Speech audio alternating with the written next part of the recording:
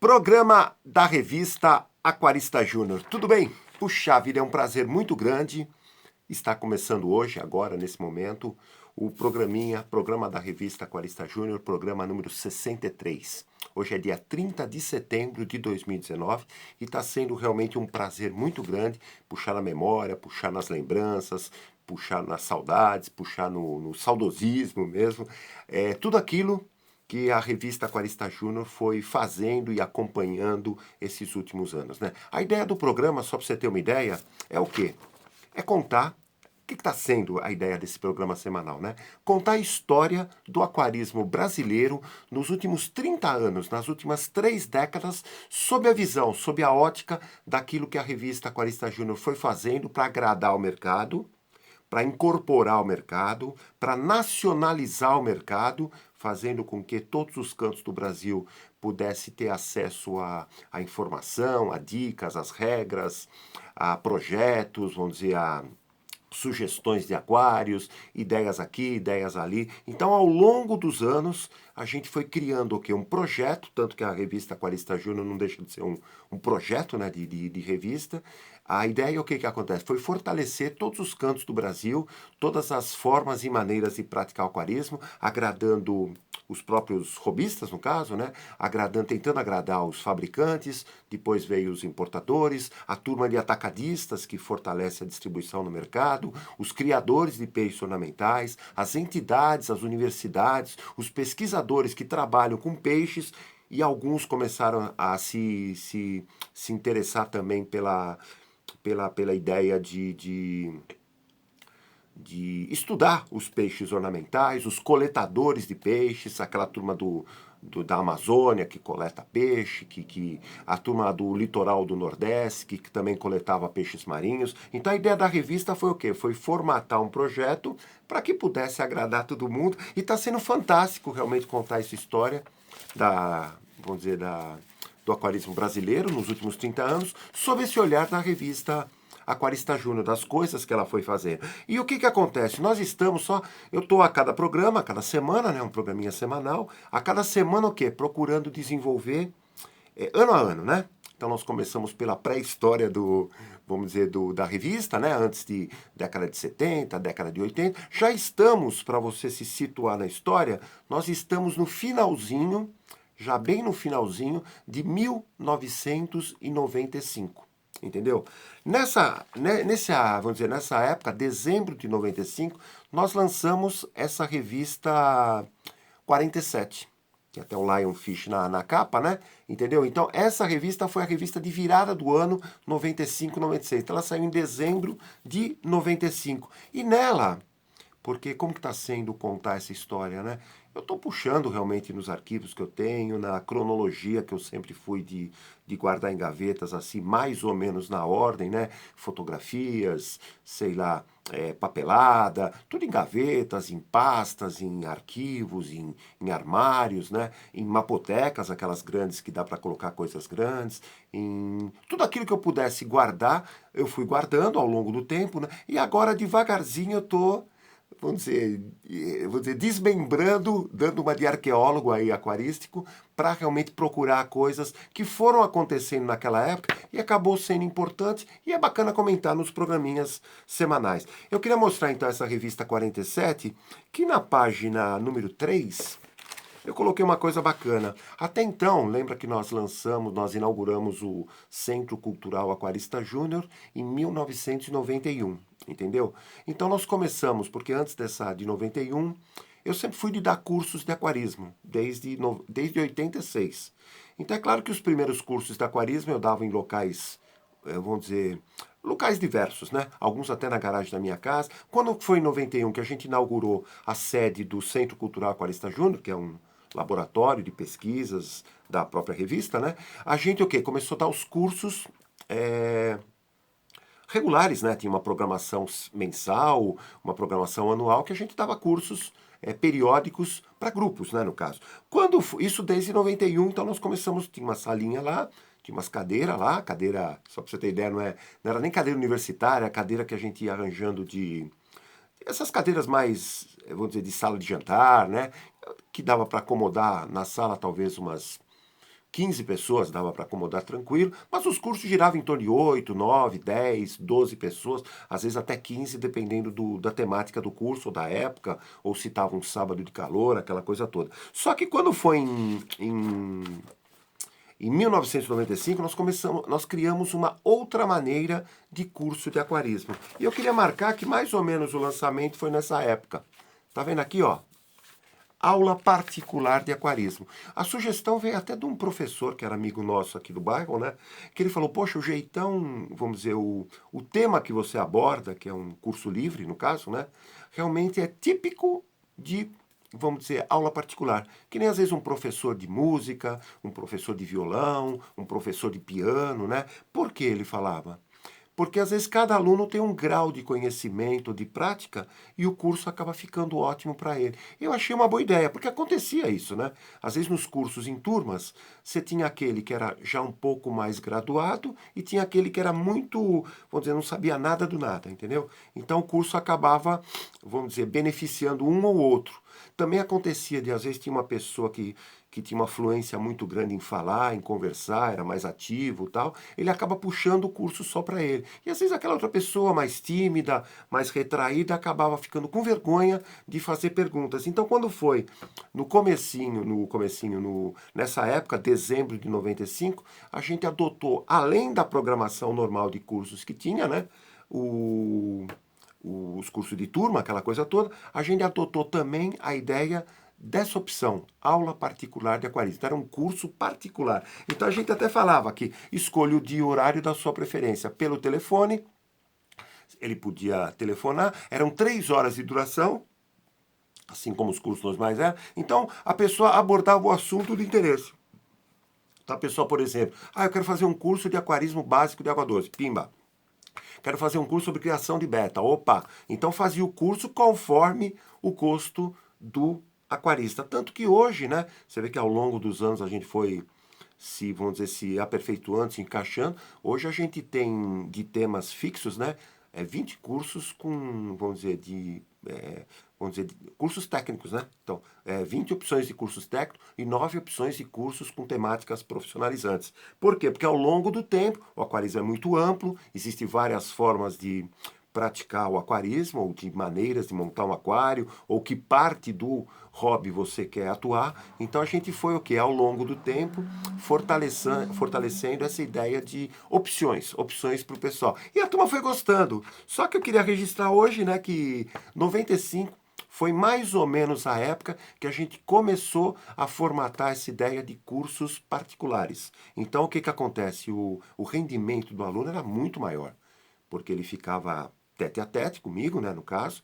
Então, mesmo que ele fosse uma pessoa tímida, ele acabava perdendo a timidez e no final das 3 horas estávamos até amigo, aquela coisa toda, porque ele contava um pouco dele, eu contava um pouco de mim. Então a gente, o que acontece? Opa, ia tendo uma interação legal, ia explicando, ia fazendo ele memorizar dicas aqui, dicas ali, e a turma normalmente saía bastante satisfeito. Ficamos contentes que muitos alunos, até hoje, né, acabaram se profissionalizando no ramo, acabaram montando negócios, acabaram trabalhando em lojas, em atacado, essa coisa. Isso deixa vamos dizer, a gente aqui da escola de aquarismo bastante contente. Tá legal? Isso foi vamos dizer, logo no finzinho de 95. Eu queria também falar uma coisa, na página 13, né?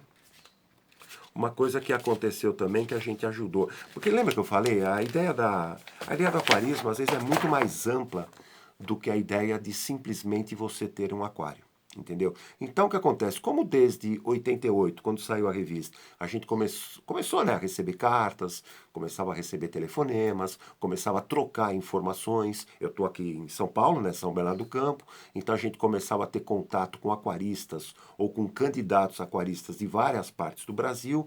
Chamou atenção uma coisa interessante: região central do Brasil. Principalmente o contato que a gente tinha com algumas lojas de Brasília e arredores, né? De Goiânia também, mas mais Brasília e arredores, que comentavam uma coisa interessante, que a umidade do ar lá, a umidade do Brasil Central, muito baixa. E eu li uma época um trabalho, acho que da Organização Mundial da Saúde, que você, de umidade relativa do ar, assim, do ambiente, precisa ter, acho que parece que de 30% para baixo de umidade, vamos dizer, faz mal para a saúde, entendeu? Quanto mais baixa a umidade, mal para a saúde, parte respiratória, parte nariz, entendeu? Parte pulmonar, aquela coisa toda, faz um pouco de mal. E conversando, né, no caso, com os lojistas, os aquaristas, principalmente de Brasília na época, né, a gente teve a ideia do quê? Já que a revista, sempre eu falei nos programas anteriores, eu sempre tive essa preocupação de pensar em segurança, né? Em prevenção de acidentes, em realmente mostrar que o aquarismo é um hobby ideal para todas as idades, para todas as pessoas, psicologicamente é importante para algumas, é entretenimento para outras, é atividade manual para outras, entendeu? Então o que acontece? Faz bem para a saúde, é um hobby, vamos dizer, com esforço físico leve, mas que acaba sendo interessante para a saúde das pessoas. E como me chamou a atenção essa coisa do Brasil Central, eu fiz na época uma coisa que eu achei interessante. Tá vendo aqui uma matériazinha, um artiguinho? Umidade relativa do ar. Dizendo o que na época? Se você mora numa casa, nesses lugares, nessas cidades, em que a umidade relativa do ar durante quase todo o ano é baixa, ou quase baixa, ou nesse limite aí de 30%, um pouquinho mais, um pouquinho menos, vale a pena você pensar na ideia de colocar um aquário em casa. Entendeu? Um aquário que você coloca na sala, ou na cozinha, ou num canto do quarto, vamos dizer, longe da cama, aquela coisa para não ter acidente, na sala, longe do sofá, para não ter acidente, ou longe de, vamos dizer, de uma estante que tem muitos livros, muito papel, que de repente ele pode vazar e pode molhar tudo, perto de equipamentos eletrônicos, que se é um aquário marinho pode causar um pouco de maresia nos equipamentos, aquela coisa toda. Mas o que que acontece? Um cantinho, vamos dizer, uma sala em que você pode montar um pequeno laguinho, entendeu? Então essa matériazinha era justamente para quê?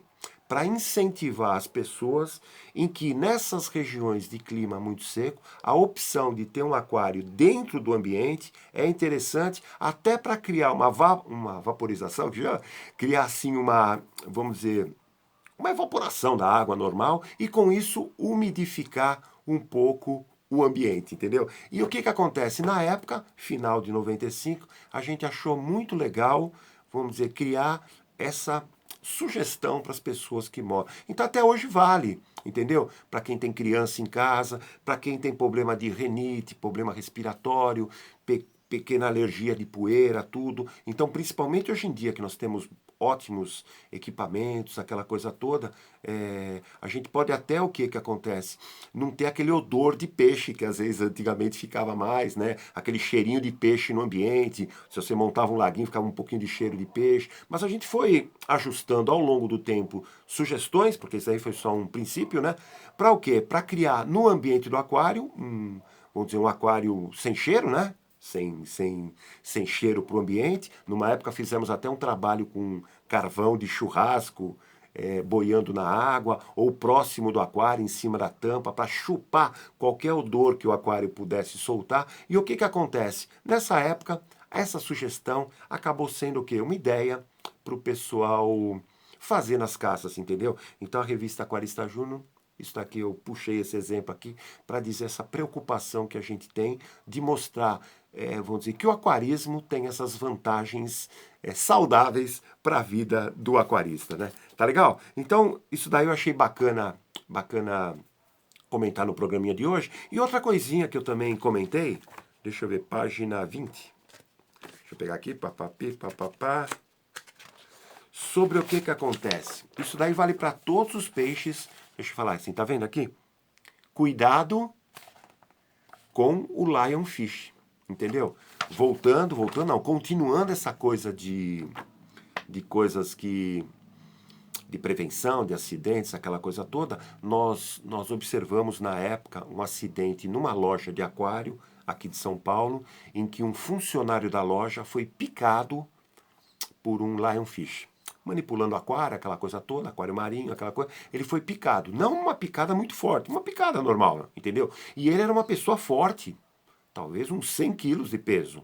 Então, se fosse uma pessoa mais leve, talvez poderia ter até um problema maior. E logo, rapidamente, vamos dizer, inchou o dedo, inchou, até uma parte do braço ficou amortecida e com inchaço. Teve que ir para o pronto-socorro. O próprio pessoal do pronto-socorro teve dificuldade de saber o que fazia, porque não tinha nenhum protocolo médico do que podia fazer. Então eles aplicaram, vamos dizer, na época acho que foi antialérgicos, né? E deve ter passado algum antibiótico, alguma coisa para, sei lá, para cortar esse tipo do inchaço e da dor que o balconista, o lojista estava recebendo. Então, esse episódio foi um alerta para a gente, na época, fazer essa matéria, fazendo a pessoa tomar cuidado com o lionfish, um peixe picante, né? Vamos dizer entre aspas, né? E hoje em dia, até os dias de hoje, sempre o aconselhamento nosso é esse. Com peixe que tem espinho, com peixe que tem ferrão, com peixe que tem boca forte, com peixe que tem boca dura, né? Tipo, por exemplo, pacu, tambaqui, piranha, todo peixe que tem boca forte, entendeu? Que ele pode o quê? Morder teu dedo, aquela coisa toda. Então, todo peixe, vamos dizer, um bagre, um cascudo, toda a manipulação desses peixes, toma muito cuidado. Entendeu?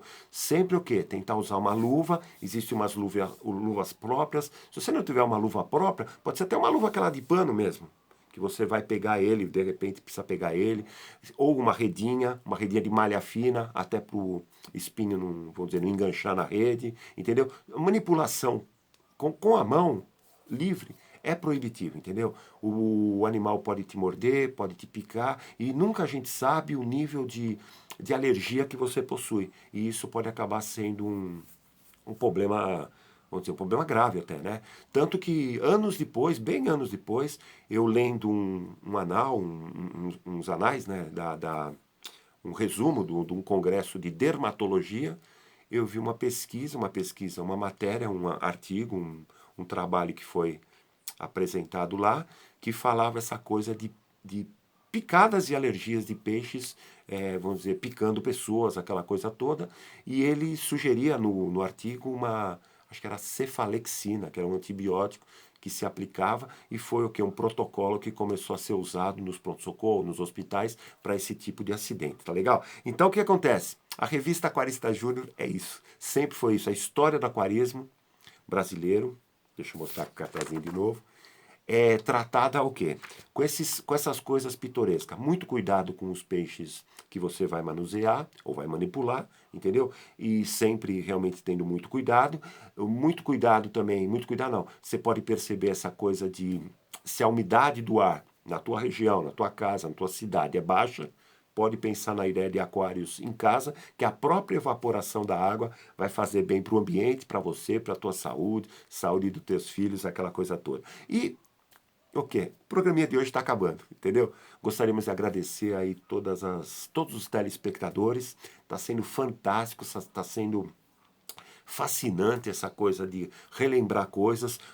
Confesso que até coisas que eu folheio ou coisas que eu encontro nas gavetas, é coisas que às vezes nem lembrava que pudesse ter acontecido, aquela coisa toda, porque a história vai passando, né? E relembrar esses fatos é bacana. Por quê? Porque a ideia básica nossa, a ideia básica da revista, é sempre mostrar que o aquarismo brasileiro pode ser bem praticado, pode ser bem entendido e você acaba tendo em casa realmente um mini habitat natural. Se você tiver uma lupa, então, uma lente de aumento, e você for um cara vasculhador, assim, observador de detalhes, você vai encontrar toda uma mini vida, principalmente se você for à noite, liga a luz, ou à noite mesmo com a lanterna, ou com a luz do celular, você vai ver toda uma microvida, uma mini vida, né, no caso, que o que acontece? Engrandece essa ideia de pensar de que se você cuidar certinho, o aquário é um habitat natural para os peixes, com essa vantagem do peixe ter uma proteção tua e poder acabar tendo até uma boa longevidade, uma expectativa de vida alta, desde que você conheça essa coisa das regrinhas aquarísticas. Tá legal? Bye bye, tchau, tchau. Uma boa semana a todos. Que Deus abençoe você, sua família, as pessoas que você gosta, as pessoas que lhe cercam e que na semana que vem estaremos aqui sem falta com mais um programa da revista Aquarista Júnior. Tá legal? Bye bye, tchau, até!